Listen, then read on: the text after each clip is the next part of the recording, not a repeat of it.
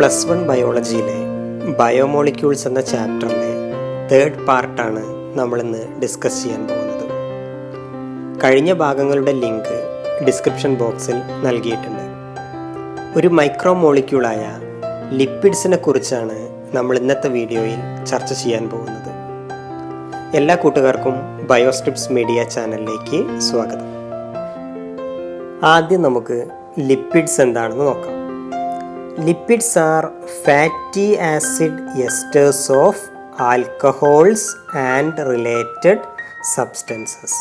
Fatty acid esters of alcohols and related substances. ഈ lipid molecules വാട്ടറിൽ insoluble ആയിരിക്കും.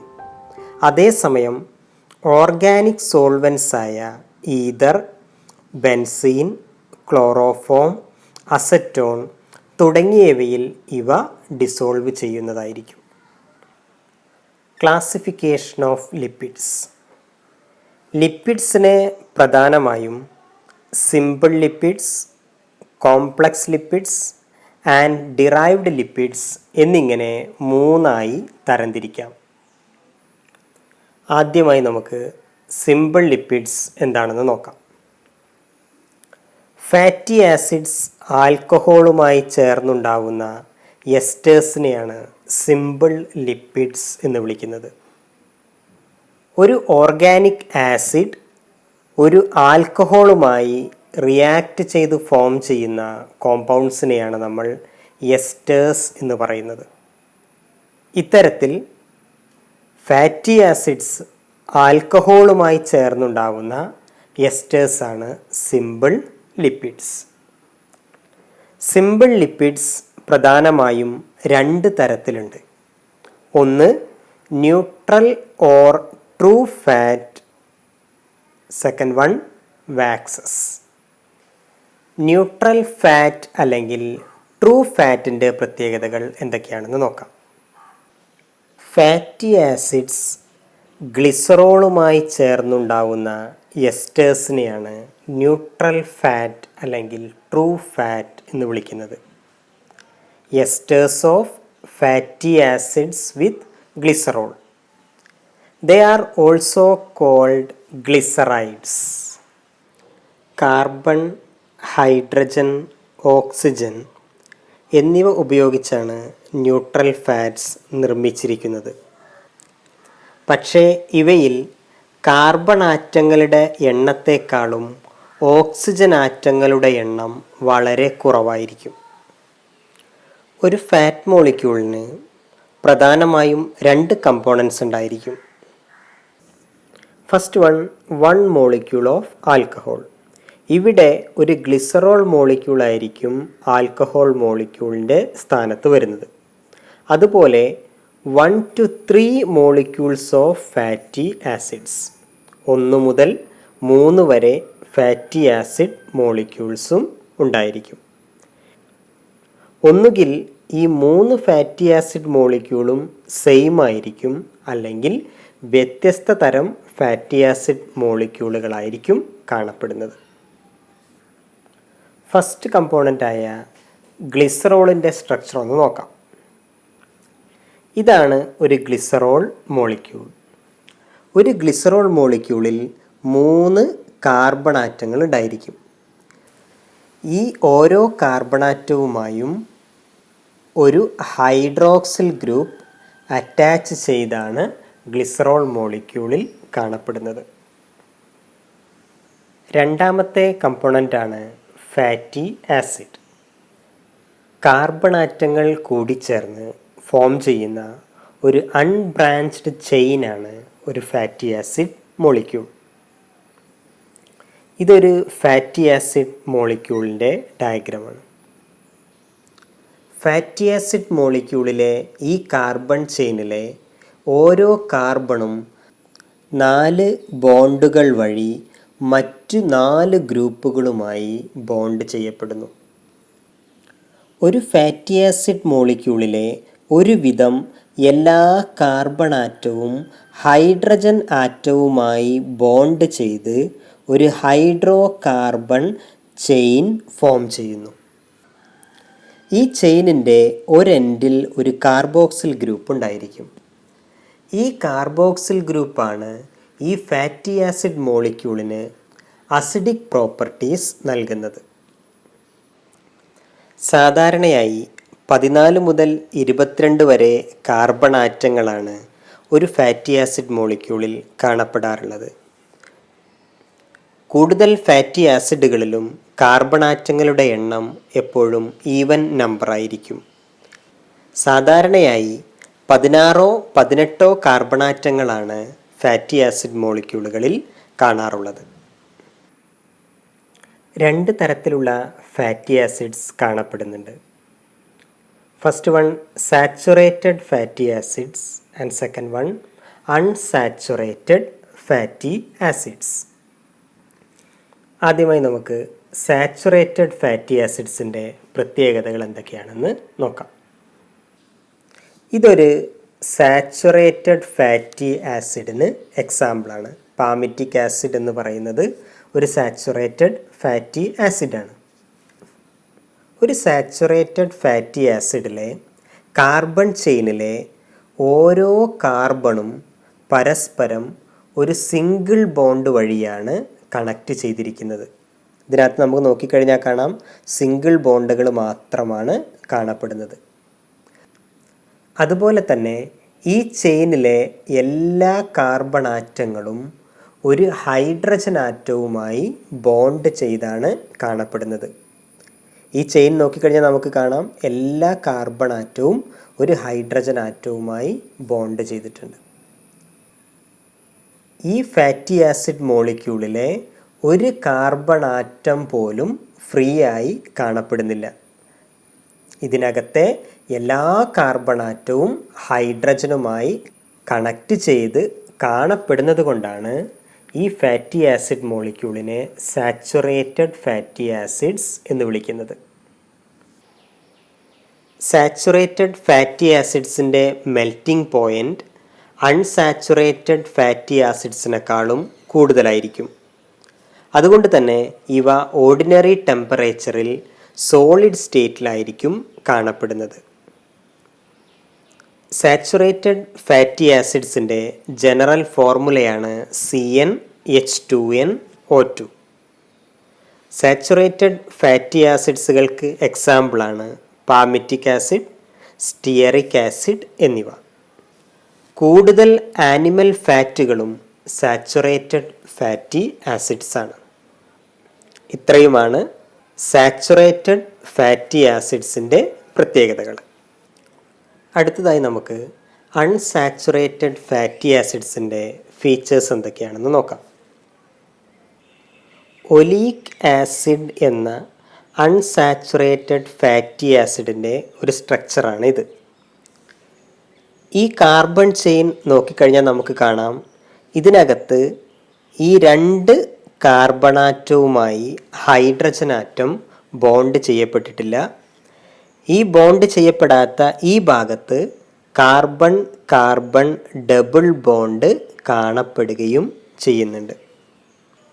ഈ രീതിയിൽ ഒരു കാർബൺ ചെയിനിലെ ഒന്നോ അതിൽ കൂടുതലോ കാർബൺ ആറ്റങ്ങൾ ഹൈഡ്രജൻ ആറ്റവുമായി ബോണ്ട് ചെയ്യപ്പെടാതിരിക്കുകയും അതുപോലെ കാർബൺ കാർബൺ ഡബിൾ ബോണ്ടുകൾ കാണപ്പെടുകയോ ചെയ്യുന്ന ഫാറ്റി ആസിഡുകളെയാണ് അൺസാച്ചുറേറ്റഡ് ഫാറ്റി ആസിഡ്സ് എന്ന് വിളിക്കുന്നത്.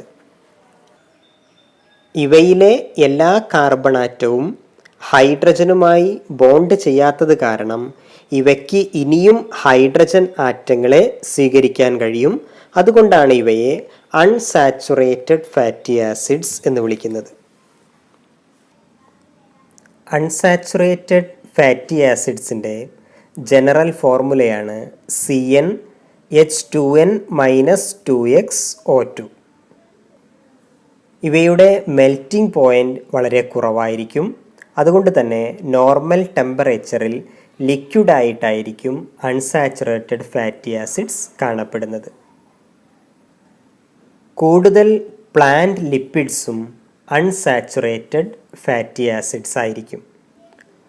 അൺസാച്ചുറേറ്റഡ് ഫാറ്റി ആസിഡ്സിന് എക്സാമ്പിളാണ് 18 കാർബൺ ആറ്റം അടങ്ങിയ ഒലീക് ആസിഡ്, അതുപോലെ ലിനോലിക് ആസിഡ്, ലിനോലെനിക് ആസിഡ്, അതുപോലെ 20 കാർബൺ ആറ്റം അടങ്ങിയ അരാക്കിഡോണിക് ആസിഡ് എന്നിവ. ഒരു ഫാറ്റ് മോളിക്യൂളിലെ പ്രധാനപ്പെട്ട 2 കമ്പോണൻസായ ഗ്ലിസറോൾ, ഫാറ്റി ആസിഡ്സ് എന്നിവയുടെ ഘടനയെക്കുറിച്ചും അവയുടെ പ്രധാനപ്പെട്ട പ്രത്യേകതകളെക്കുറിച്ചും ഇപ്പോൾ നമ്മൾ മനസ്സിലാക്കി. അടുത്തതായി എങ്ങനെയാണ് ഒരു ഫാറ്റ് മോളിക്യൂൾ ഫോം ചെയ്യുന്നതെന്ന് നമുക്ക് നോക്കാം.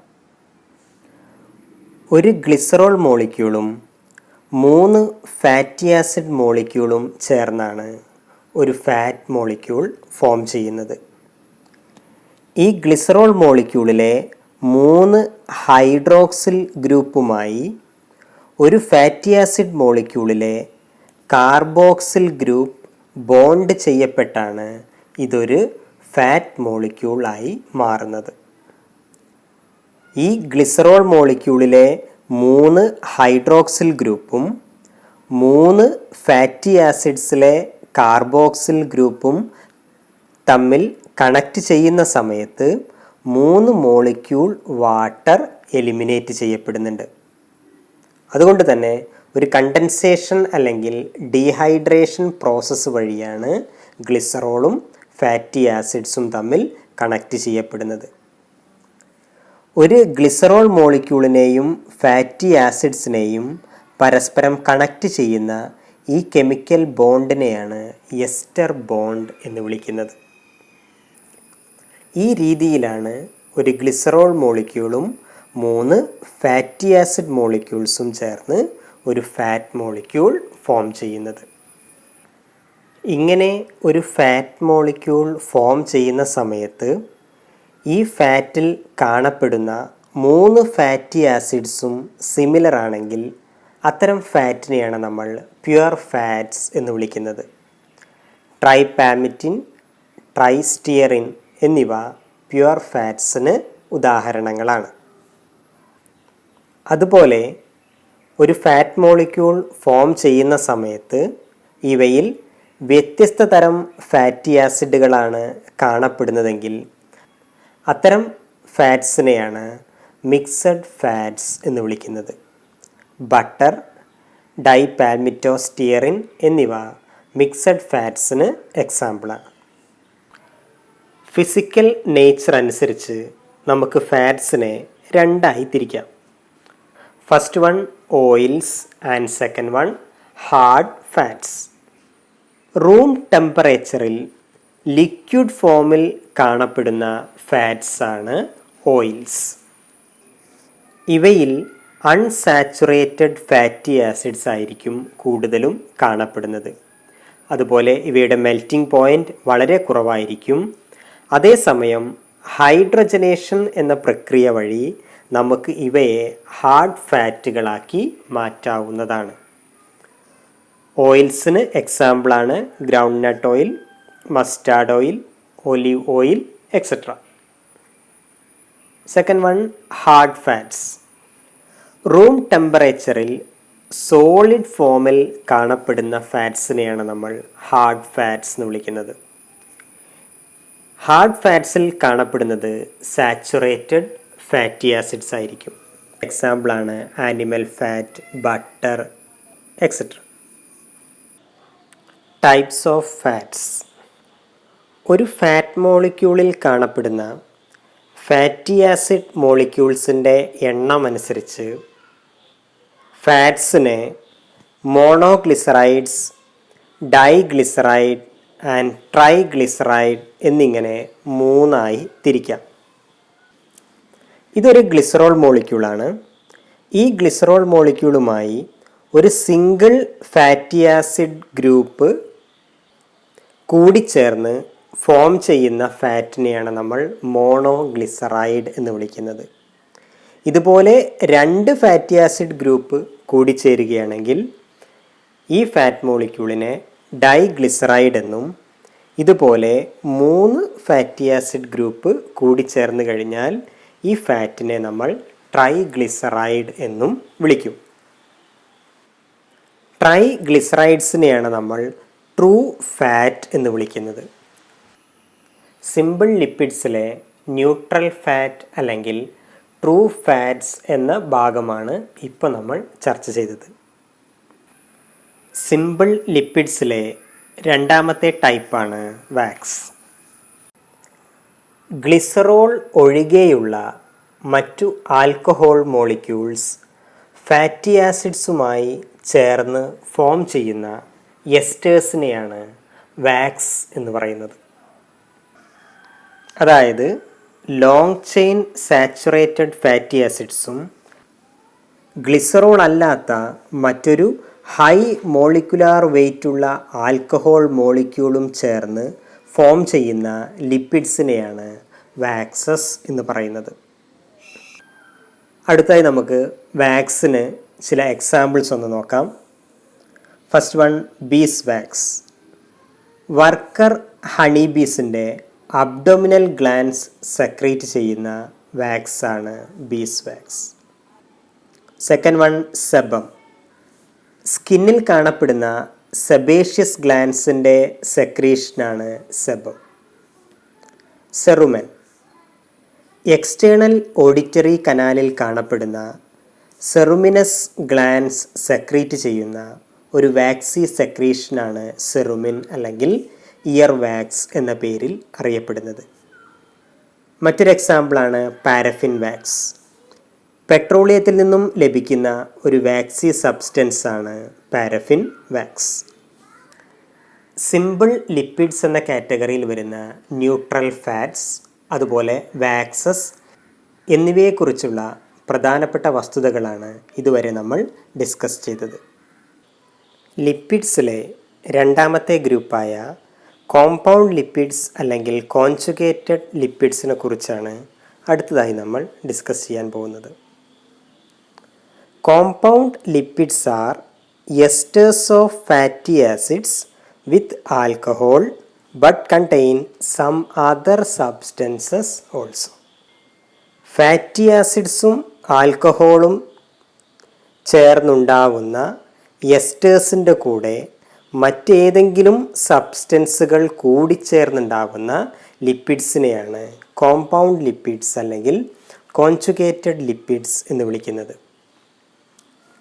ഫോസ്ഫോലിപ്പിഡ്സ്, ഗ്ലൈക്കോലിപ്പിഡ്സ്, ലിപ്പോപ്രോട്ടീൻസ് തുടങ്ങിയവ കോമ്പൗണ്ട് ലിപ്പിഡ്സിന് ഉദാഹരണങ്ങളാണ്. കോമ്പൗണ്ട് ലിപ്പിഡിന് എക്സാമ്പിളായ ഫോസ്ഫോലിപ്പിഡ്സിൻ്റെ ഫീച്ചേഴ്സ് ഒന്ന് നോക്കാം. ഒരു ഫോസ്ഫോലിപ്പിഡ് മോളിക്യൂൾ ഫോം ചെയ്യുന്ന സമയത്ത് ഒരു ഗ്ലിസറോൾ അല്ലെങ്കിൽ ഒരു ആൽക്കഹോൾ ഗ്രൂപ്പുമായി രണ്ട് ഫാറ്റി ആസിഡ് മോളിക്യൂൾസും അതുപോലെ ഒരു ഫോസ്ഫേറ്റ് ഗ്രൂപ്പും അറ്റാച്ച് ചെയ്യുന്നു. ഈ ഫോസ്ഫേറ്റ് ഗ്രൂപ്പിൻ്റെ കൂടെ ഒരു നൈട്രജൻ കണ്ടെയ്നിങ് ബേസും കൂടെ കാണപ്പെടും. ഈ കോമ്പൗണ്ടിനെയാണ് നമ്മൾ ഫോസ്ഫോലിപ്പിഡ് എന്ന് വിളിക്കുന്നത്. ഇതൊരു ഗ്ലിസറോൾ മോളിക്യൂളാണ്. ഈ ഗ്ലിസറോൾ മോളിക്യൂളിലെ ഒരു ഹൈഡ്രോക്സിൽ ഗ്രൂപ്പുമായി ഒരു ഫാറ്റി ആസിഡ് മോളിക്യൂളും രണ്ടാമത്തെ ഹൈഡ്രോക്സിൽ ഗ്രൂപ്പുമായി അടുത്തൊരു ഫാറ്റി ആസിഡ് മോളിക്യൂളും ബൈൻഡ് ചെയ്യുന്നു.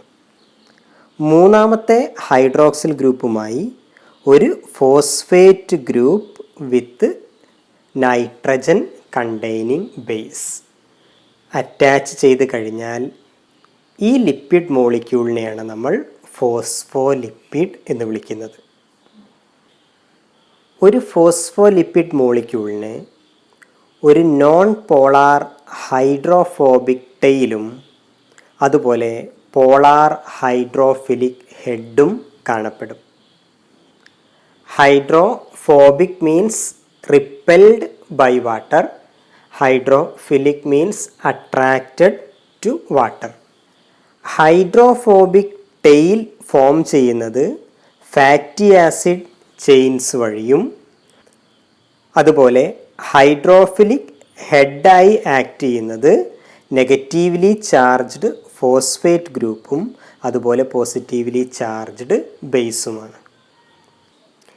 ഇങ്ങനെ ഹൈഡ്രോഫോബിക് ഫങ്ഷനും ഹൈഡ്രോഫിലിക് ഫങ്ഷനും കാണിക്കുന്നത് കൊണ്ടാണ് ഫോസ്ഫോലിപ്പിഡ്സിനെ ആംഫിപാത്തിക് ലിപ്പിഡ്സ് എന്ന് വിളിക്കുന്നത്.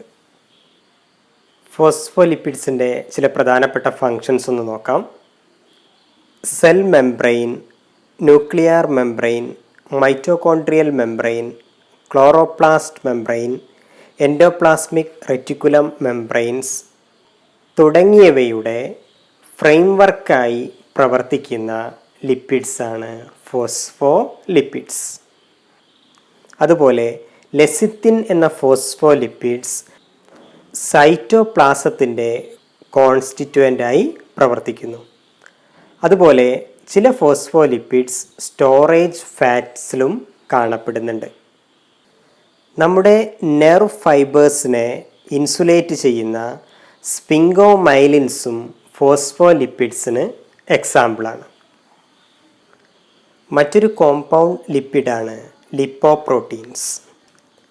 ലിപ്പിഡ്സും പ്രോട്ടീൻസും ചേർന്ന് ഫോം ചെയ്യുന്ന ഒരു കോമ്പൗണ്ട് ലിപ്പിഡാണ് ലിപ്പോപ്രോട്ടീൻസ്.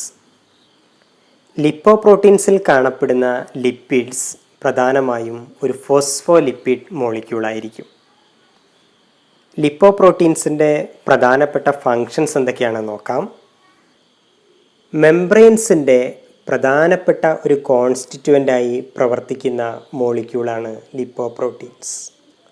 അതുപോലെ മിൽക്ക്, എഗ് യോക്ക് എന്നിവയിലെ പ്രധാനപ്പെട്ട ഒരു കമ്പോണൻ്റാണ് ലിപ്പോപ്രോട്ടീൻ. അതുപോലെ നമ്മുടെ ബ്ലഡ് പ്ലാസ്മയിലൂടെയും ലിംഫിലൂടെയും ലിപ്പിഡ്സിനെ ട്രാൻസ്പോർട്ട് ചെയ്യപ്പെടുന്നത് ലിപ്പോപ്രോട്ടീൻസ് എന്ന ഫോമിലാണ്. നമ്മുടെ സർക്കുലേഷനിൽ ലിപ്പിഡ്സിൻ്റെ ട്രാൻസ്പോർട്ട് വെഹിക്കിൾസായി പ്രവർത്തിക്കുന്ന മോളിക്യൂൾസാണ് ലിപ്പോപ്രോട്ടീൻസ്.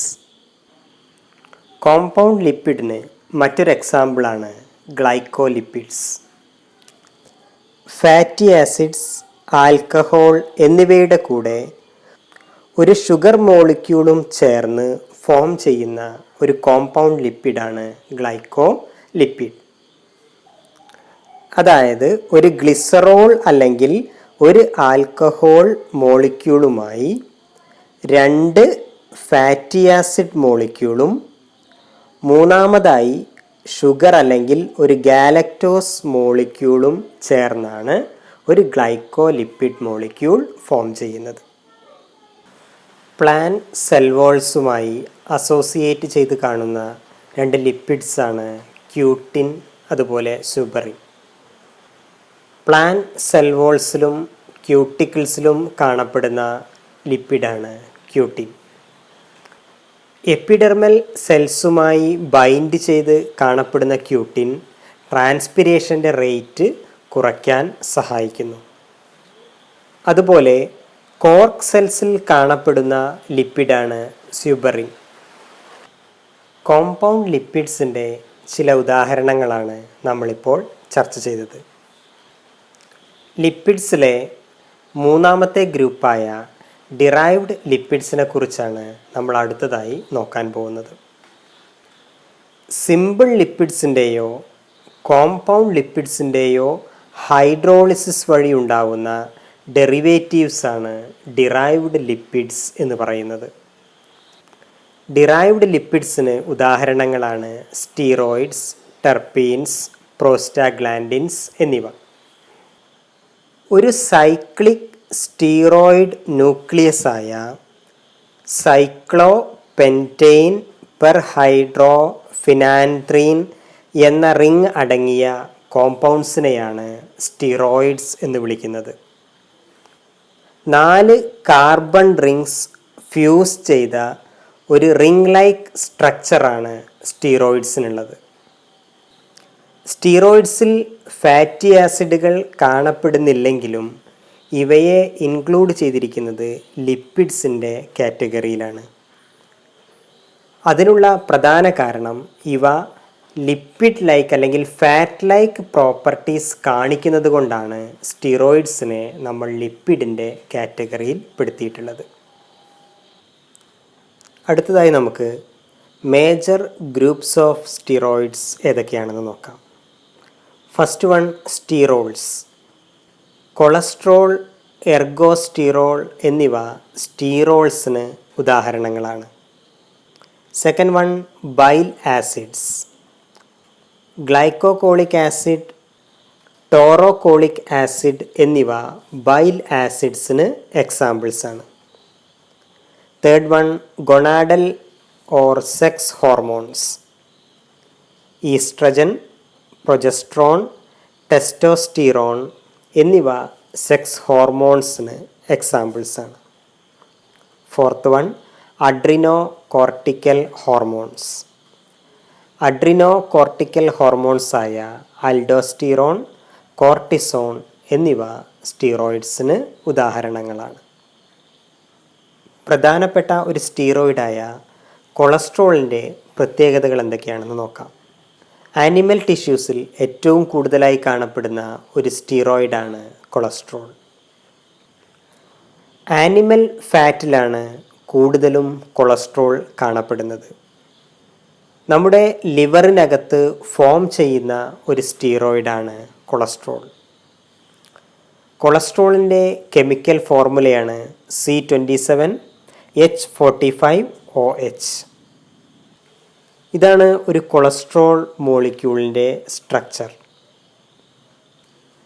കൊളസ്ട്രോളും അതിൻ്റെ എസ്റ്റേഴ്സും വാട്ടറിൽ ഇൻസൊല്യൂബിളാണ്.